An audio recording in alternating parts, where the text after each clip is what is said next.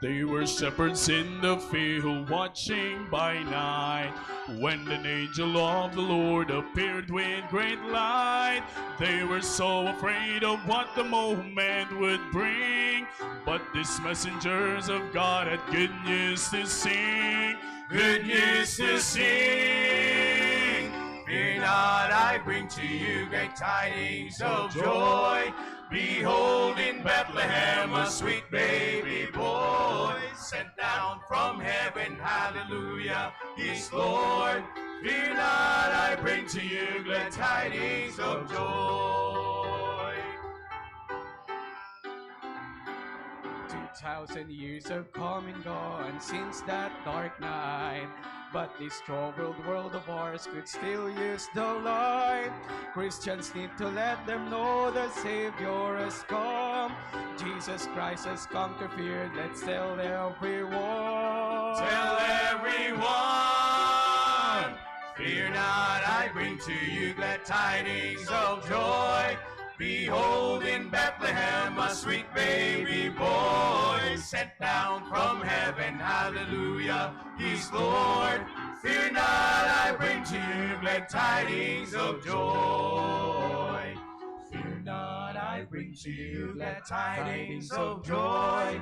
Behold, in Bethlehem a sweet baby boy, sent down from heaven, hallelujah, he's Lord. Fear not, I bring to you glad tidings of joy. Fear not, I bring to you glad tidings of joy. Behold, in Bethlehem a sweet baby boy, sent down from heaven, hallelujah, he's Lord. Fear not, I bring to you glad tidings of joy. Fear not, I bring to you. Fear not, I bring to you. Fear not, I bring to you glad tidings of joy.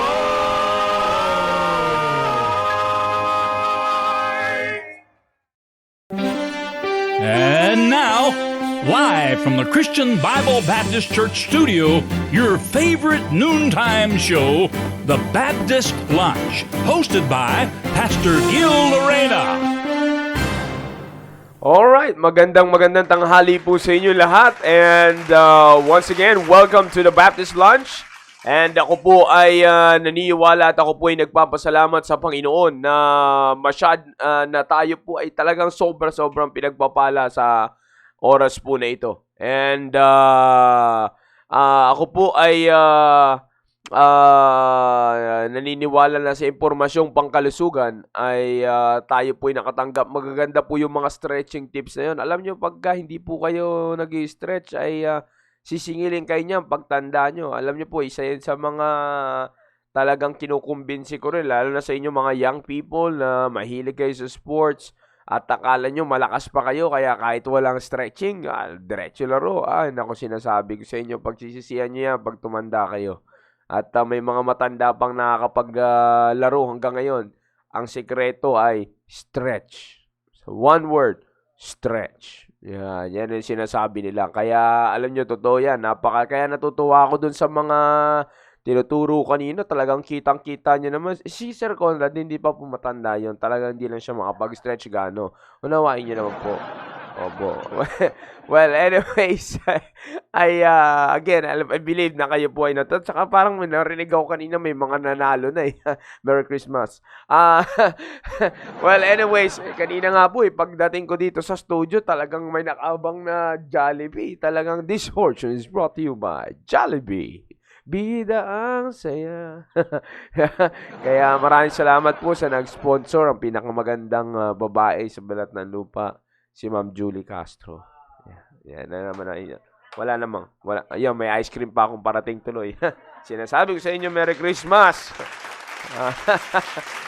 And again, ay magandang tanghali po sa inyo lahat. And I believe that kung pinagpala tayo pang physical natin, pagpapalain din tayo yung spiritual natin. Young people, are you ready, young people? Manananghalian na tayo ulit, young people. Huwag kayong mag-alala. Hindi ako nagluto ngayon. Baka sabihin nyo, sabi na naman, Sir Joe na naman, umay na naman tayo nito. Pasensya na, medyo, pagka magluto ako, medyo direct to the point yung panlasa ko kasi. Pagka, mahilig kasi ako sa spicy food, kaya medyo maanghang. Well, anyways, ako po ay naniniwala na patuloy tayong pagpapalain ng Panginoon dyan. Alright? So, ngayon po ay may bisita po tayo ngayon, mga young people. Para sa lahat ng mga young people, we have a visitor today, a pastor that will speak to you. And please listen carefully. Again, this is all for your growth. We are all doing this. Our pastor, Pastor Hill, is always setting this program. Kilala nyo naman at alam nyo kung gaano tayo kamahal ng ating mahal na pastor. And he's always setting up this program para patuloy tayong lumago spiritually, lalo-lalo na kayo young people. Alright? So, get excited young people dahil ngayon tanghali, ang ating pong bisita, hindi na rin po, as I said, hindi na po bago sa atin ito. And they've been always a part of our family. And di ko nakukuha ni pang iba pang oras at ibibigay ko sa kanya para makabuelo at pagbalain tayo lahat ngayong tanghaling ito, lalo na kayong mga young people. Let's welcome Pastor Bernard Biadang. Pastor Bernard, magandang tanghali po. Yes, sir. Magandang tanghali po sa inyo. Malamig na po ba dyan, sir? Yes, sir. Medyo nakakaramdam na po kami ng ginaw ngayon. Wow, amen, amen. Nasa 13, 14 na po kami ngayon. Yeah, sabi daw ng ibang young people, okay na sir yung makaramdam kayo ng lamig dyan kesa yung makaramdam kayo ng panlalamig. Yun! Mambira, umuhugot agad eh. Okay. Si Pastor Bernard, baka gusto nyo na pong bumati and then you can now continue, sir, with your lesson. Yes, sir. Magandang umaga po sa inyong lahat. Sa lahat po ng sumusubaybay ng programang ito, maraming salamat muli at tayo po ay nagsama-sama despite ng threat ng COVID-19 at yung threat ng ano-ano pang bagay. Pero salamat sa Panginoon na tayo pa rin po ay may pagkakataon at pribilehyo na magsama-sama at magpalakasan. Amen. At ngayong umaga po ay ang inyo pong host ay aking pong mista. At Amen. ang training po namin ay tumanggap po ng maanghang na mensahe. We are what we are by the grace of God. Amen. Dahil po Amen. sa may mensahe po na yan. Ano po? Kaya wag po kayo masasaktan. But ang sabi ng Bible, buy the truth and sell it not. Amen. Doon po tayo manahan lagi sa katotohanan. Amen. Okay, ngayong umaga po ay nais ko rin pong magbahagi sa inyo. Maikli lang po ito, all about yung nangyari po nung birth ng Panginoong Hesus Kristo. And then we will try to get some insights and lessons about the shepherds na nakita po ng nagpakita ang Panginoong Hesus Kristo sa kanila. Doon po sa Luke chapter number 2. Luke chapter number 2 na inyo po mga Bibles.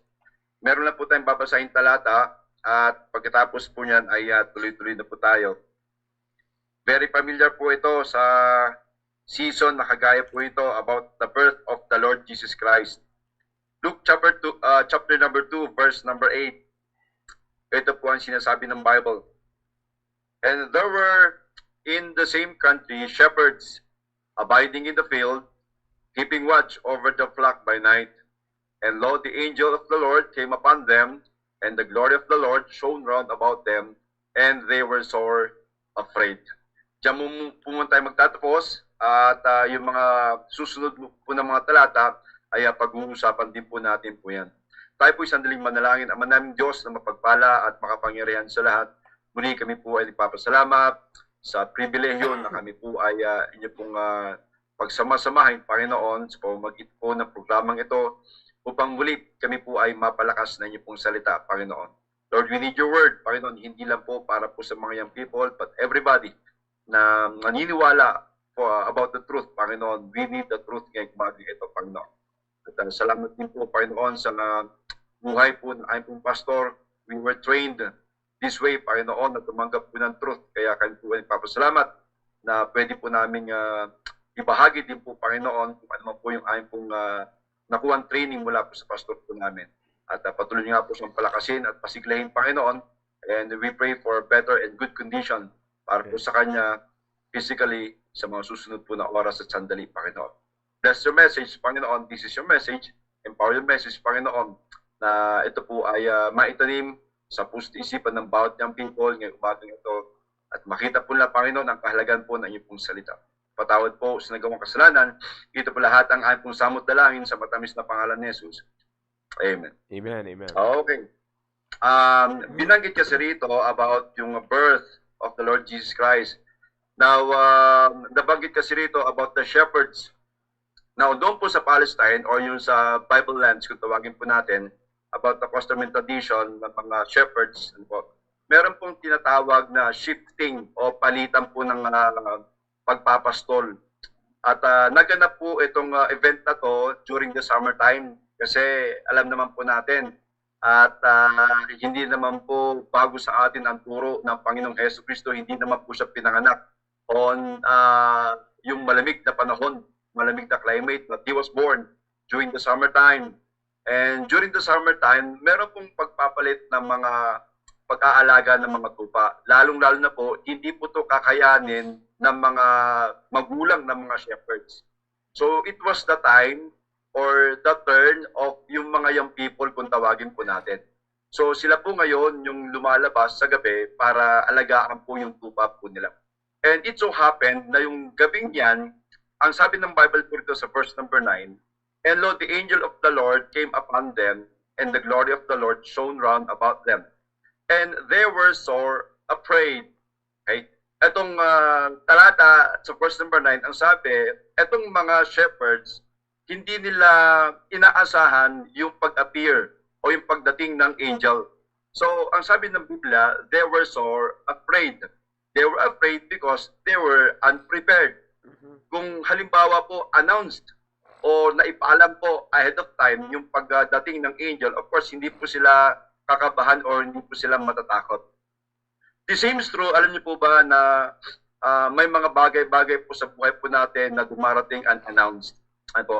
Yeah. And then, of course, alam naman po natin yan, yung death unannounced po yan. Kaya nga po, habang buhay pa po tayo, paghandaan na po natin yung kamatayan po natin. At ang pinakamagandang paghahanda ng kamatayan po natin, of course, yung iyak natin pag namatay tayo sa langit tayo pupunta. Kaya mas maganda, siguraduhin natin lagi, kahit na paulit-ulit yung mensahe about salvation, mas maganda yung sigurado kaysa yung siguro. Ano po?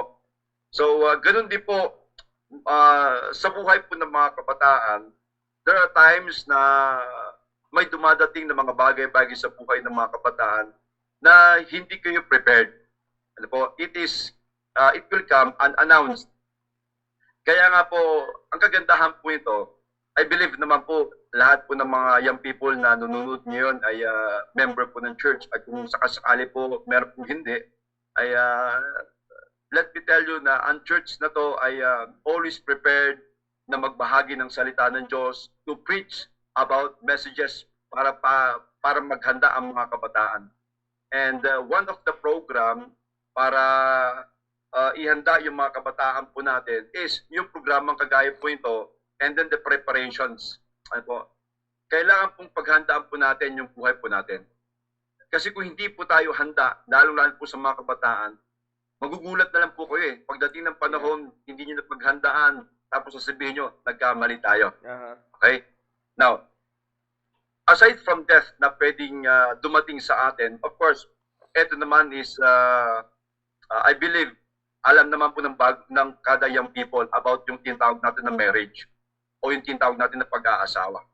By the way, ang pag-aasawa po kasi ito po ay pinaghahandaan. Ano po, hindi po to yung basta-basta lang papasok kayo sa relationship and then makapag-isip kayo na kayo na yung magsasama at makakasama mo for life. Eh, kapatid, ito pinaghahandaan po to ng maigi. Ano po? That's why we have the church. Okay? Mapalad ang mga young people ngayon because meron po tayong church na nangangaral patungkol po sa married life. O bago pa mapunta sa married life, inihahanda na po yung kabataan para pumasok po sa buhay na hindi na po ano eh. You are not now a boy, you are not a girl, but you will now become a married man and a married woman. So, the real deal dito, sabi ko nga, nung panahon kasi namin eh, para bang happy-go-lucky kami na wala kaming iniisip na problema, hindi namin pinag-aandaan ang mga bagay, basta na lang yung bugso ng puso namin, papasukin namin.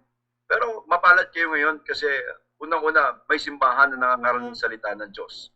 Ano po? At yung pastor po natin, hindi niya po pahintulutan na ang mga young people ay mapunta sa kalagayan na pagsisisihan yung balang araw. So that's why meron tayong programa na punong-puno ng paalala paano bago dumating sa pagkaasawa, ano yung mga kailangang gawin. So, hindi ka pupunta sa isang relationship na hindi ka handa. I mean, kasi pag pumunta ka sa relationship na hindi ka handa, gano'n ang mangyayari. Matatakot ka. Kaya nga po maraming mga kabataan yon, o maraming, hindi lang po actually mga kabataan yun, maraming mga tao ngayon na takot mag-asawa, it is because hindi pa talaga sila handa. But once you are prepared, physically, financially, higit sa lahat, yung spiritual. Ano po, once you are as prepared spiritually, I believe you can settle. Kasi ang pinakamahalaga naman po sa atin, yung spiritual po natin, since we claim na tayo po isang anak ng Diyos. That's right. Okay.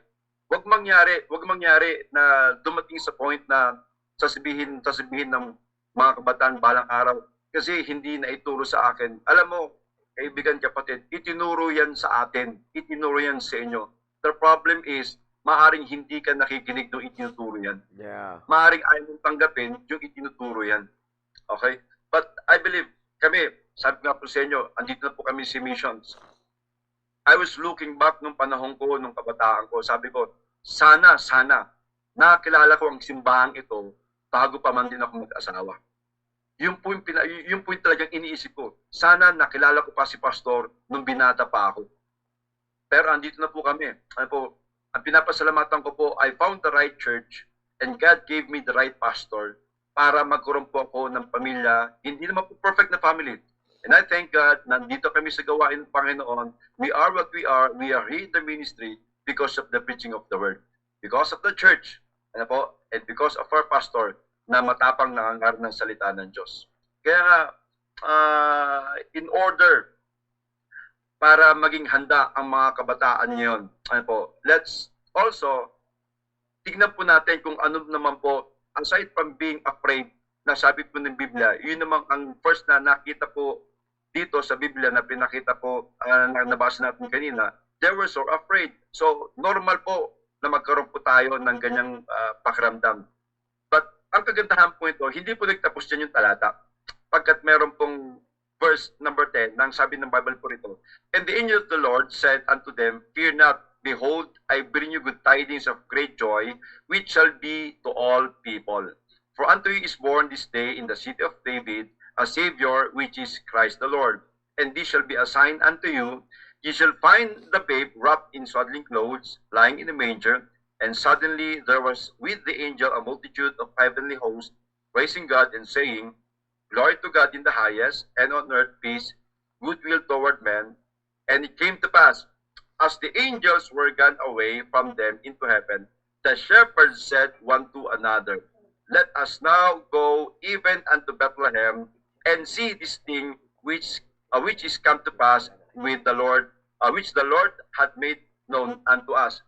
Second na makikita po natin dito, they were afraid, but willing po sila na malaman yung katotohanan.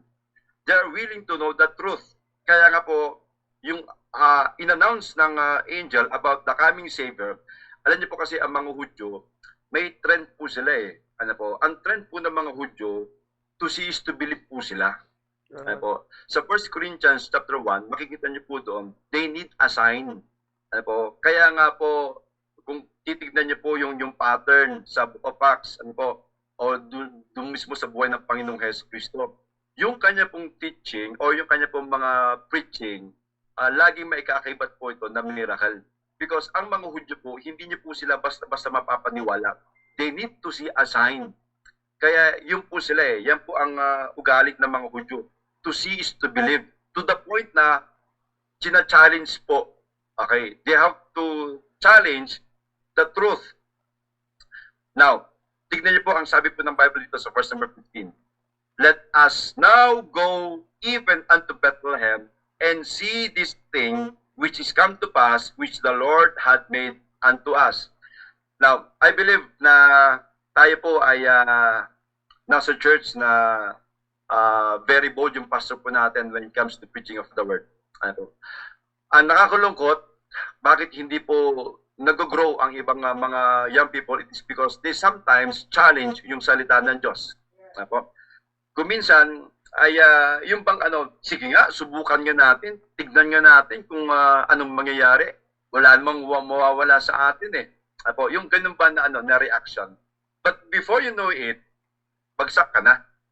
Kasi once you challenge the truth, truth po yan eh. Hindi po pwedeng gabayin ang katotohanan. You just have to submit to the truth.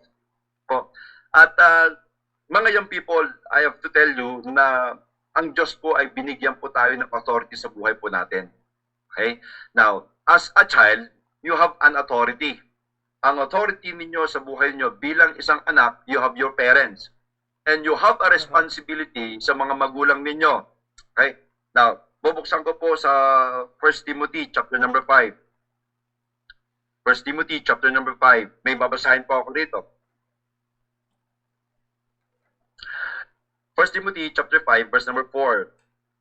Ang sabi ng Bible po rito, but if any widow have children or nephews, let them learn first to show piety, sampo, at home. Amen. And to requite their parents, for that is good and acceptable before God. Yan. Isa-isahin po natin. Tandaan niyo po, ang nag-uusap po rito ay si Paul at yung kanyang anak sa pananampalatayang si Timothy. Si Timothy po ay laki po yan sa mga magulang na naniniwala po sa salita ng Diyos. Now, tingnan niyo po ang sabi po ni Paul po rito.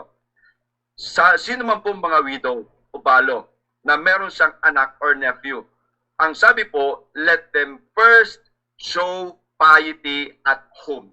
Saan po hinuhubog? Unang-una po, hinuhubog po ang mga bata ng respeto sa loob po ng tahanan. Okay? Ngayon, bakit po? Pattern po kasi ito eh. Okay? The smallest unit po ng ating community, it is the family. Okay? So, ang una-una pong dapat makitahan po ng piety, it should be at home. Yeah. Bakit po? Kasi yung bata, palang araw, hindi lang po siya mananatili sa bahay. Lalabas din po yan, mag-aaral, and then kung talagang ito ay Christian home, of course, andyan po yung simbahan.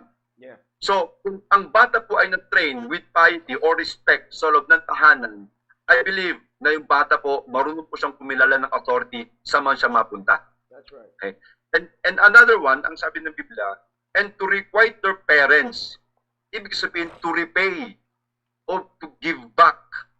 Ngayon, tayo po mga anak, kuminsan kasi akala natin sa, of course, mga bata pa, kuminsan iniisip natin, kung bata tayo, Superman, Yeah. Superwoman, yung magulang po natin, lahat kaya lang gawin.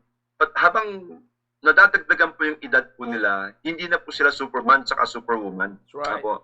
Nag-deteriorate din po ang kanilang kalusugan. Okay? Now, yung required po rito, kapatid, it is not to give them money. Okay? Hindi po pera ang kapalit ng respeto. Kundi ito po ay, hindi po pera ang kapalit at hinihingi ng mga magulang po natin sa atin. One word, and that is yung 4-letter word na nasa Bible. It is not pera. Hindi pera ang dapat natin ibalik sa ating mga magulang. It is word respect. Yeah. And the word respect, kapatid, ang sabi ng Biblia, it is to obey. Yan lang po ang command ng Biblia. Obey your parents in the Lord. Hindi natin kayang bayaran. Alam niyo po mga young people, lagi kong itinatanim sa aking puso't isipan.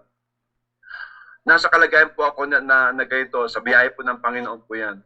At habang ako po ay buhay pa po yung aking po nanay, sabi ko, I still have to, inirespeto ko pa rin yung nanay ko. Bagamat hindi na po siya makapagsalta ng maayos, but still, I respect my mom. Kasi yun po yung sinabi ng Biblia, and to requite their parents. Ang tanging maibibigay lang po natin na yung pagtanaw ng utang na loob sa mga magulang po natin ay yung paggalang at pagrespeto natin sa kanila. Hindi natin kayang bayaran yung pagod po nila.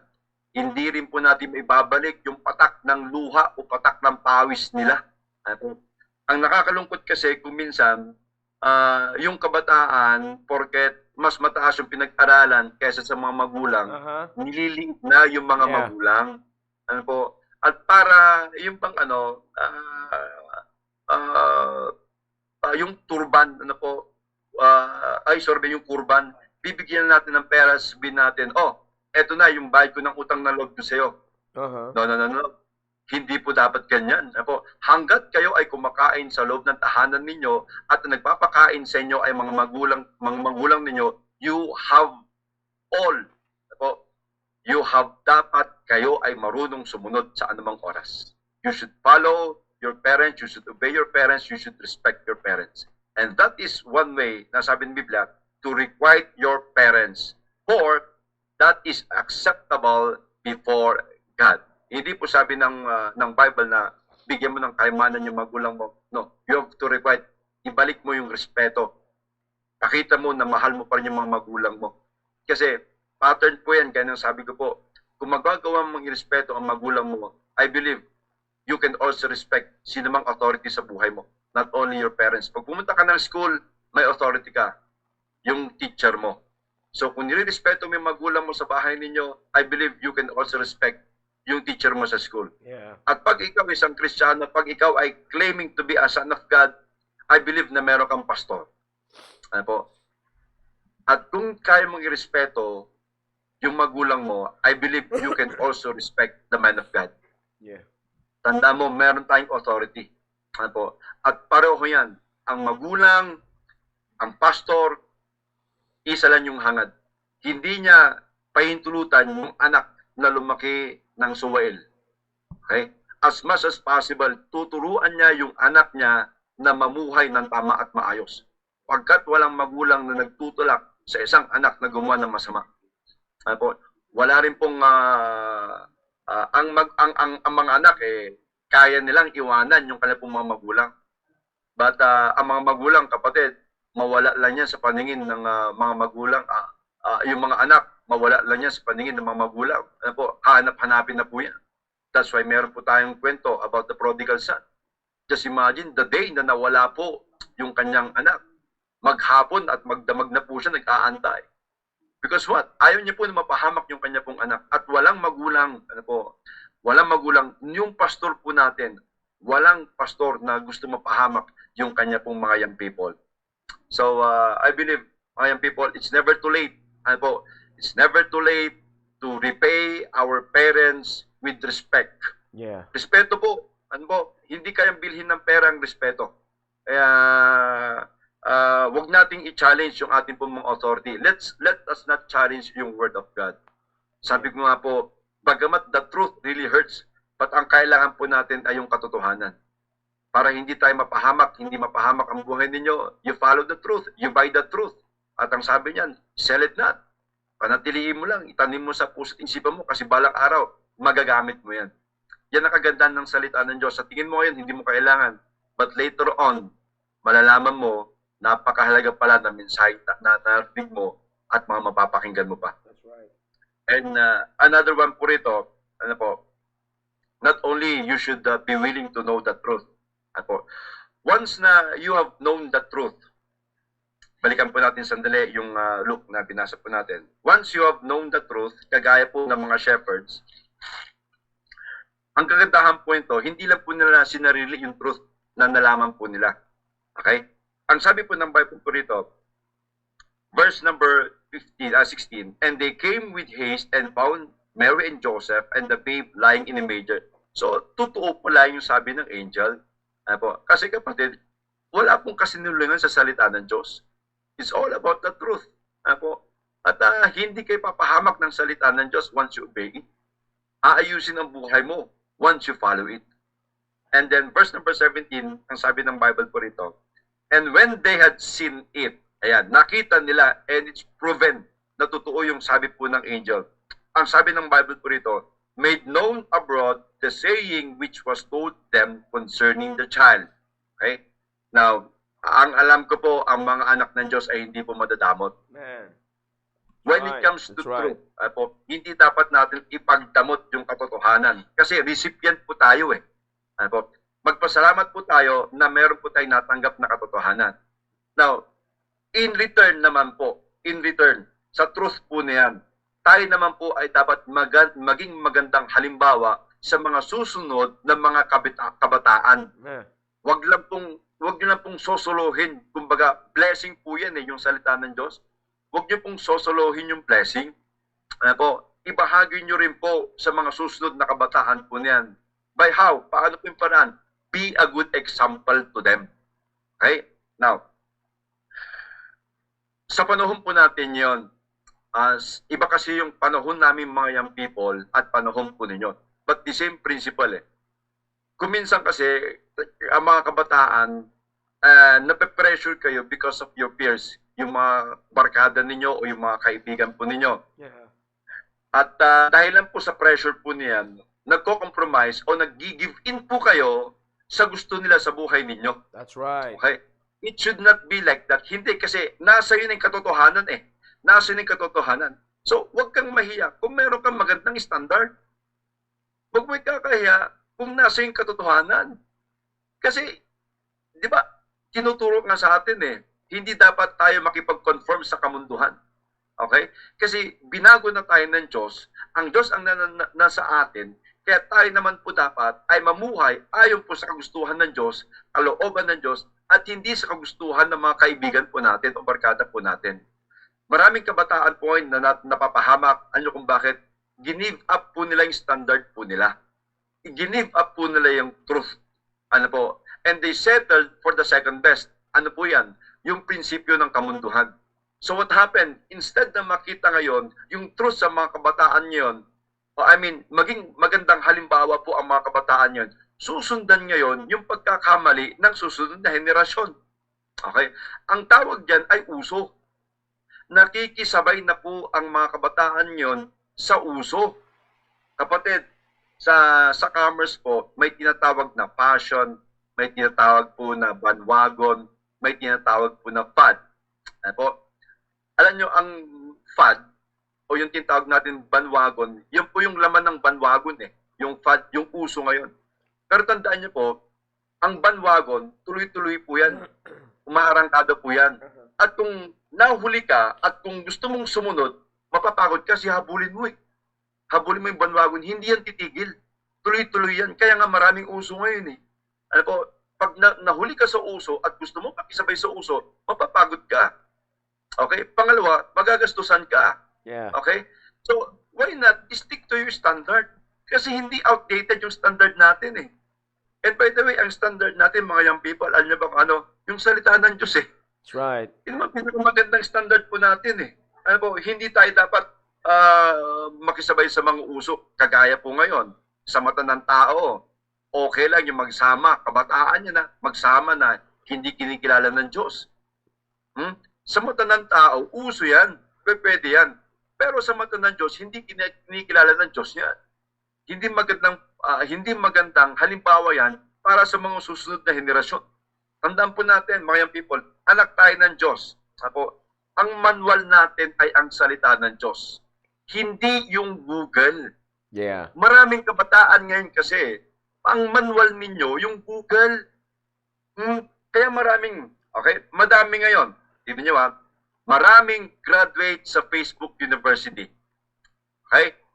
Marami ring graduate sa college ng Google. Kaya nga may tinatawag tayo mga Dr. Google Okay? At doon nagkukonsulta yung iba. Pupunta sila sa Google kasi ando si Dr. Google. Okay? Marami naman ngayon. Ito nakakalungkot po niyan. Yung kanapong marriage certificate, alam nyo na sino nag-approve? Ang nag-approve mga tao sa Facebook. Usong-uso po yan ngayon. At ang pumirma, alam nyo kung sino pumirma? Ang mga pumirma po sa marriage certificate ninyo ay sina Twitter at sina Instagram. Yan po yung usong-uso ngayon. Wala na pong standard. Don't ever give up your standard, young people. Ang pinaka-standard po natin ay biblical. And by the way, hindi po corny, hindi outdated yung standard po natin. Yan yung standard na naaprobahan ng Panginoon. Hindi yung sasabay ka sa bandwagon kasi si ganito, artista, kinasal kay kapwa ganito. Hindi tayo sumasabay sa bandwagon. Sabi ko nga po sa inyo nakakapagod pag susunod ka niyan. Yeah. Di bali nang mahuli ka. Di bali nang mahuli ka sa bandwagon niyan, at least una ka pa rin sa Panginoon. Man. Kesa naman una ka sa bandwagon, pero huli ka sa Panginoon. See? So, we have the truth. Apo, nasa atin yung truth. Let us now show the truth sa mga susunod na generation. Huwag natin sisirain yung magandang testimony ng magulang natin na nag-train sa atin, yung pastor natin na nag-train sa atin, yung church natin na nag-train sa atin. Huwag tayong mahiya. Apo, magandang standard natin. Sabi nga sa inyo, mga kabataan, kung ako sana naging kagaya ninyo, na meron na kayo, lumaki kayo, pinanganak kayo, na meron ng church, na meron ng pastor, sabi ko, mapalad talaga kayo kasi nahubog kayo ng salita ng Diyos. Ako, bago po ako nahubog ng salita ng Diyos, nabubog muna ako ng Diablo eh. Ayoko maging halimbawa yung sarili ko sa ibang kabataan kasi may pagkakataon na mahuhubog na sila ng salita ng Diyos at hindi na po nila kailangan pang mabubog ng Diablo. That's right. Apo. And then another last na point on. Na ito po yung nakakalungkot kasi maraming kabataan na hindi mo ito makikitaan. After knowing the truth, because they are willing to know the truth, so pinuntahan nila and now they saw the truth. At ang sabi ng Biblia, they published it abroad or they make known abroad the saying which was told them concerning the child. Hindi nila pinagdamot. Naging magandang halimbawa po sila sa susunod na generation. So, what happened? Okay, verse number 20. And the shepherds returned, glorifying and praising God for all the things that they had heard and seen, and it was told unto them. And ito po yung generation na ang sabi ng Biblia sa Timothy, unthankful to parents. We are now in a generation na pag binigyan ka ng pera ng nanay mo, gusto pa yung mas malaki. Nakukulangan ka pa. At kung minsan, mumurahin pa yung magulang mo. Yeah. But when you have the truth sa puso mo, you will be grateful and you would be thankful sa lahat ng bagay. I mean, sa lahat ng bagay. Kasi considering na ikaw ay anak ng Diyos, alam mo ba, lahat ng bahagi sa buhay mo ngayon ay galing sa Panginoon. Kung hindi galing sa Panginoon po yan, kapatid, I believe, kung hindi galing, anumang bagay na hindi galing sa Panginoon, galing sa kaawa yan. But I believe na ang tinatamasa mong pagpapala ngayon, it is all because of God. And you should be thankful. You should be thankful na meron ka pang magulang. That's right. Magpasalamat ka. Huwag mong sisihin na may COVID. Pasalamatan mo na may COVID kasi naging intact kayo ng magulang mo eh. Yeah. Nagkaroon kayo ng mas maraming time together with your family. At take this chance, young people, take this chance na may programa ang church. Let's be a part ng programa ng church po natin. Lagi ko ini-instill sa mga kabataan ito. Kabataan natin yon. Mapalad kayo ngayon kasi yung iba sa inyo, lumaki na kayo sa church na hindi nyo na kailangang, ewan ko lang kasi kung pipiliin nyo pa na magbubukin ng Diablo, ewan ko na lang po yan. Nakakalungkot po yan. Pero tandaan nyo po, hindi po pinangarap ng pastor po natin yan na magbubukin ng Diablo. Yeah. Iknang pumili ng buhay po na yan. Maraming testimony ang church na mga kabataan na sumunod at kita nyo naman po sila. Well, hindi ko naman po yung bang word ipagyayabang. Of course, yung mista ko, si Sir Jao, nakita ko rin po kung paano po yan na nagkita po kami sa church, pero naniniwala po ako na siya po ay hubog ng salita ng Diyos at hindi lang po siya, marami pong kabataan na kagaya niya po. Right. Tinanggap nila yung katotohanan. That's right. And they became now an example sa mga next na generation. Now, sa panghuli, mga kabataan, let's be thankful sa anumang pong bagay sa buhay po natin. Salamat tayo na meron pa tayong napapakinggan na ganitong mga encouragement. Despite of the threat ng COVID na to. Pero salamat sa Panginoon, kahit na mayroong threat, di ba? Meron pa rin programang kagaya nito. Despite of the threat, meron pa rin tayong pagtitipon. Despite of the threat, ongoing pa rin po yung pagpapalakasan po natin sa bawat isa. Kami rin po dito, hindi rin po kami exempted. Napapalibutan po kami ng mga nag-positive. But still, sa biyaya ng Panginoon, tuloy-tuloy lang po kami.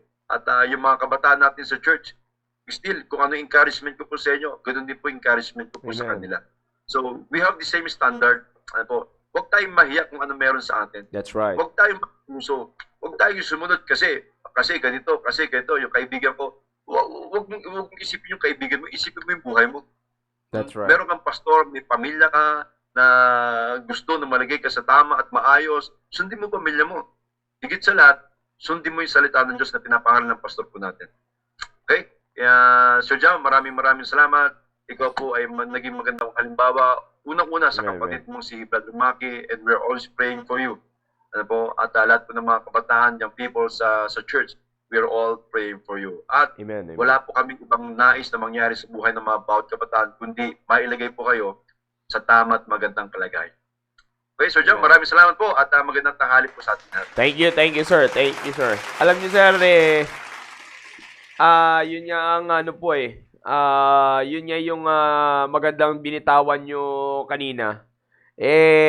Akalain nyo, mga young people, tinan nyo yung sinabi ni Pastor Bernard kanina, napakatotoo nun Alam nyo, minsan, sinasabi nyo lang na ayaw nyo sundin, hindi nyo gusto sundin yung payo ng inyong mga magulang kasi ito yung gusto kong mangyari. Actually, pero yung sabi si Pastor Bernard kanina, napakalinaw nun. Hindi mo gustong mangyari yan. May naglagay niya sa isip mo. Yeah. Tama yung sinabi kanina ni Pastor Bernard hindi ikaw ang may gusto niyan. Gusto yan ng mundo, nilagay lang sa isip mo. So, ibig sabihin, wala kang sariling decision pa. You see? Yeah. Para sa sarili mo. Kinopya mo lang din yan sa mundo. You see? Yung sinasabi mo na, ito na nga yung decision ko. Kopyahin yung mundo. So, hindi yan ang original na para sa'yo. Ibig sabihin, lahat tayo, sabi nga ni Pastor, young people, lahat tayo is a product of influence. You see? So, wala tayong sarili nating decision na tayo yung nagsimula ng lifestyle na to. Ito yung lifestyle na gusto ko No, hindi. Meron kang na-influensyahan ka at may pinaggayahan ka. You see? Now, ang pinagkakatalo natin is yung pattern na pinasusundan natin. Kaya nga yung sinasabi kanina ni Pastor Bernard, kailanman, alam niyo ito po yan young people yung biblical standard na meron tayo, kailanman, it will never be outdated. It's because if the grass withereth, the flower fadeth, but the word of God shall stand forever. It will abide forever. Paano ma-outdate yung biblical standards natin? That's how simple it is. You see? And isa pa, young people, there's nothing to, marami na kayo narinig na reasons dito. Wala kayong kailangan ipagyabang, wala kayong kailangan na ipagmalaki sa kalagayan nyo ngayon. Tandaan nyo, babalik lang kayo lagi sa pundasyon, young people. Para maiwasan yung magyabang at maglaban sa pamilya mo, sa magulang mo, eto lang lagi isipin mo. Had it not been for them, you're not existing. You're not existing. Tandaan mo yung sinasabi ko sa'yo. Kaya nga palagi ko sinabi noon pa man, Pastor Bernard, sinasabi ko ano't anumang maging pagkukulang ng magulang sa anak, wala pa ring karapatan ang anak na sumbatan ang magulang. You see? That's it. Yeah. Ano't anong problema, nagkulang man sa iyo ang magulang mo, nagkaroon man ng problema sa iyo ang magulang mo, wala kang karapatang sumbatan ng magulang mo because if wala sila, wala ka rin. You see? Yeah. Kaya alam nyo yung mga magulang minsan kasi, Pastor, minsan nasasamantala na because of this worldly stupid ideology. Minsan parang binibigyan ng karapatan nila ang mga anak na magsalita para sa sarili. So minsan magsalita. Ako naging anak din ako. You're hearing it from a son. Naging anak din ako at baka pag kayo pa yung lumagay sa kalagayan ko, baka sabihin nyo pang wala kang choice. Ano yan? Wala kang choice sa buhay mo? Bakit ikaw ang pipili sa buhay mo? Sino ba naglalang sa'yo dito sa mundo? You see? Anong karapatan ko na ipagpilitan yung gusto ko? Isa pa, hindi, sabi ko nga sa inyo, young people, may gusto ako. Pero sabi ko nga, pero hindi lahat ng gusto ko, sigurado ako na magiging epektibo at mangyayari, sir, na makakabuti talaga. Bakit? May mas naunang nag-exist sa akin dito sa mundo. Silang mas nakakaalam ng kalakaran ng mundo. Sino yon? Yung magulang ko. Therefore, the safest way to exist in this world ay makinig ka dun sa mga nauna sa'yo. kailan lang naman umusbong. Katulad ngayon na Pastor Bernard, itong mga nagwiwelga-welga ng mga kilos kabataan. Kailan lang? Millennial, pinagmamalaki yung millennials kayo. Therefore, ilagay sa utak nyo, lumabas lang kayo sa mundo, itong millennial na. So, marami nang nauna sa inyong nakakatanda sa inyo na dapat yung pakinggan at isaksak sa mga utak ninyo yung kanilang itinuturo sa inyo para hindi masira ang millennial na buhay mo. You see that? Ganyan lang kasimple yan. No? Sabi ko sa inyo tuloy, nakakain tuloy kayo ng sili. Sa halip na nagdi-dessert na kayo. Pero kasi alam nyo kasi, yun sinasabi ni Pastor Bernard, tanggapin natin to as if kung paano natin tinatanggap yung mensahe. Alam nyo ba, dito sa Luke chapter 2, verse number 12, binabasa ko kanina ito, and this shall be a sign unto you, ye shall find the babe wrapped in swaddling clothes. Alam nyo, pinag-aaralan ko kanina, tini-check ko kanina, Pastor Bernard, yung swaddling clothes. Alam naman natin yan, yung purpose ng swaddling clothes para sa bata is for your protection, para ma-minimize ang movement, unnecessary movements ng bata, at magkaroon ng maayos na tulong. You see, it's for the protection and for your preservation. Therefore, ngayong Christmas na ito, this Christmas season should be seen na may mensahe ng protection and para sa ikaayos nyo, at ito yon, young people. Ito yon. Tinatanggap nyo ngayon. Kaya, receive the message of this Christmas season. Biblically. And I guarantee you, young people, wala naman rin kayong pagsisisihan eh. Kung ang pamilya nyo, kung ang nanay at tatay nyo ay nasa simbahan naman, nakikinig ng salita ng Diyos, ipinipilit na bagamat naunahan na kayo ng sistema ng mundo, pero pinipilit kayong ibalik sa salita ng Diyos, young people, sumakay na kayo. Dahil yan, wala kayong pagsisisihan dyan, walang tapon dyan, and I guarantee you, ang buhay mo ay pupunta pa sa mas maayos dahil mas lalo ka pang lalapit sa Diyos. You see that? Kaya maraming salamat, Pastor Bernard. That's a great reminder para sa alam nyo. Minsan, lalo na ngayong highlight season, alam ko, we're being watched worldwide. I know that during this highlight, this Christmas season, most of you young people, you want to go out, you want to be with your friends, you want to be with some other people, you stay with your family. Stay with your family, stay with your parents, you fellowship with them. This is your time to once again. Alam naman natin, bagamat matagal kayong na lockdown, you see, bagamat matagal kayong dumating sa pagkakataon ng buhay ninyo na kayo ay kumbaga sinasabi, buong lockdown, kasama na namin yung pamilya nyo eh. Tapusin nyo yung taon na ito. Pinatagal ng Panginoon yan para matapos yung taon na ito na masanay kayo muli na matagal ninyong kasama ang mga magulang ninyo. You see? Yeah. Pagka nainip pa rin kayo, tandaan nyo, tapos, alam nyo, ang laki ng kalokohan eh. Tapos mamaya, Pastor, pagka nagka-problema, hindi naman natin ginugusto. Kung sakasakaling sabihin ng Panginoon na kukunin niya ng magulang, iyak-iyak din. Sana nagbago na ako noon pa. Sana pinalagan kita noon pa. Sorry ma. Wala na. Ano pang gagawin mo doon? It's too late. Kaya nga while you have the chance, sabihin ko sa inyo, tama si Pastor Bernard kanina, pasalamatan yung COVID na ito. Sabi ko sa inyo last Sunday, this is a Christ-lifting crisis.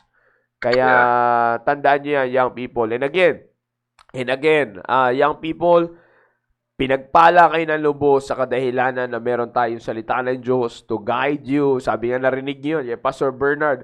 Marami kaming tagpo ni Pastor Bernard na talagang yung sinasabi niyang pinaglaruan ng dyablo bago pumunta sa simbahan. Alam niyo, kung kayo hindi na dumating sa ganong kalagayan, huwag niyo nang gustuhin kumunta. Minsan nagtataka ako, Pastor Bernard, talagang gustong-gusto pa talagang puntahan eh. Parang hindi mo talaga maintindihan. Alam mo talagang ang tao, young people, we are always subject to corruption. Kaya magpasalamat tayo may salita ng Diyos. Kaya kung nakakarinig ka ng salita ng Diyos, makaka-avoid ka sa pagkukorrupt sa'yo ng kasalanan, huwag mo nang puntahan. Tandaan nyo, mangmang at wala lang sa katinuan ang taong meron ng, alam mo na kung para sa inyo kakayos, babalikan mo pa yung ikakasira mo. You see? Walang maayos na kaisipan niya. Young people, again, God loves you. The church, you are important to the church. Our pastor loves you. Most of your spiritual leaders and teachers here are here and we're not here to hurt you, but we're here to build you. That's why pasalamatan natin yan sa Panginoon and magsama-sama tayo na tayo ay masayang nagsasama-sama sa Panginoon. Pastor Bernard, marami pong salamat muli. At again, inabutan na po tayo ng time po natin and but still I believe that God will continually bless us. Alright? So hindi po natin tatapusin ang programa na ito na hindi po tayo nagbibigay pugay sa ating mga frontliners because again, paalala lang po sa bawat isa ay patuloy po tayo mag-ingat sa ating physical condition and continue to stay safe. It's because according to our nations or the news reports ay maaaring magkaroon tayo ng second wave or lumala by January. But again, hindi po tayo masasama dyan if we will always be aware of our safety and sa ating maayos na physical na pangatawan. Oh, by the way, Mama Aba Escalada, happy birthday. And para sa mga nagdiriwang pa ng kanilang kaarawan, ay wala ba akong nakalimutan? Baka meron kayong mga sa area niyo, meron ba kayong mga may birthday? Wala naman. Kung wala sa area namin, Mama Aba, happy birthday and keep up the good spirit in the ministry and keep on supporting our programs. I love you, ma'am. And again, please continue to pray for our pastor's fast recovery. And I believe that God is continually working on him. And patuloy nating panalangin na by this week ay patuloy na natin siyang makasama. Alright? So again, this is our salute for the frontliners.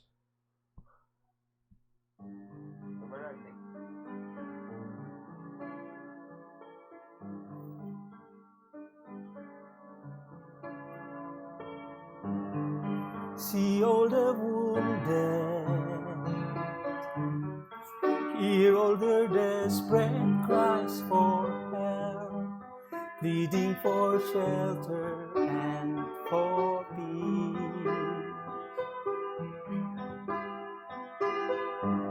Our comrades are suffering, come let us meet them at their need. Don't let a wounded soldier die. Come let us pour the oil, come let us bind the hurt. Let's cover them with a blanket of His love. Come let us break the bread, come let us give them rest.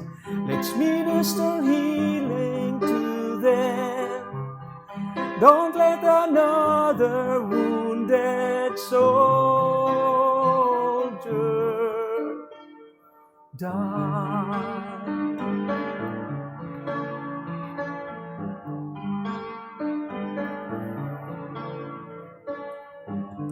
Obeying their orders, they fought on the front lines for our King, capturing the enemy's stronghold. Weakened from battle, Satan crept in to steal their lives.